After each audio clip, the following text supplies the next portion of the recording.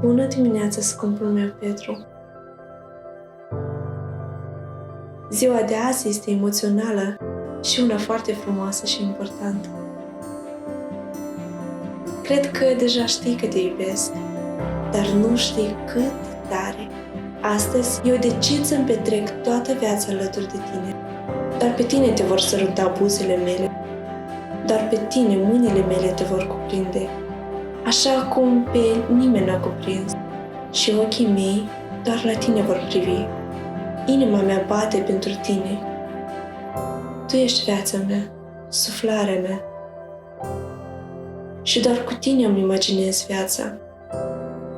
Tu ești capul meu și eu te voi urma. Cu tine eu mă schimb.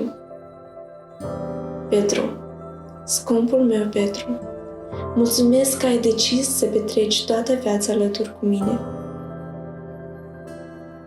Nu am cuvinte să mă exprim, doar lacrimi de bucurie. Te iubesc tare, tare, tare. Tu știi. Noi avem pe Domnul, Tatăl nostru, și azi El ne binecuvintează. Hai să ne bucurăm de ziua aceasta. Te iubesc nespus de tare și dragostea asta o să-ți o arăt toată viața. Scumpul meu soț, te iubesc, te aștept.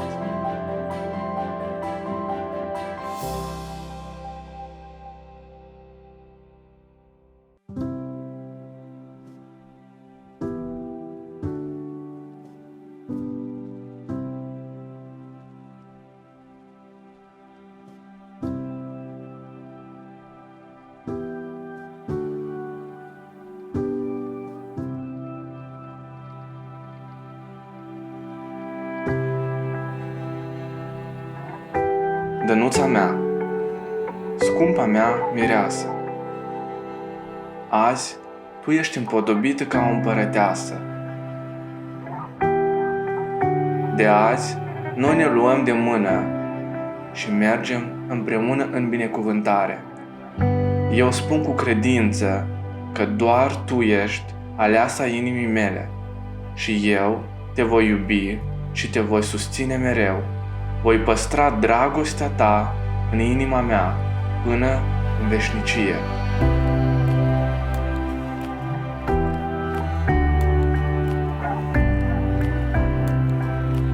Drumul nostru a fost lung și frumos, dar în toate ce am trecut noi am văzut binecuvântare. Îi mulțumesc lui Dumnezeu că eu pot să te văd în rochia cea tainică.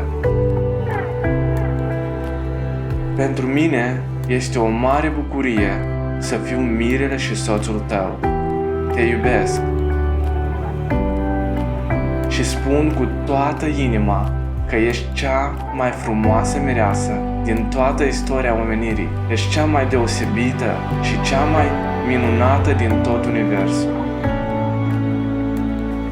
Dragostea care arde permanent în ochii tăi mi-a prins inima în căldură și m-a făcut cel mai fericit om de pe pământ.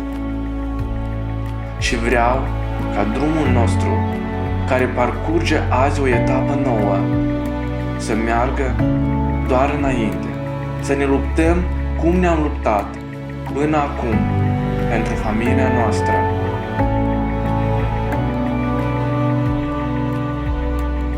Te iubesc și te ador, comoara și bucuria inimii mele.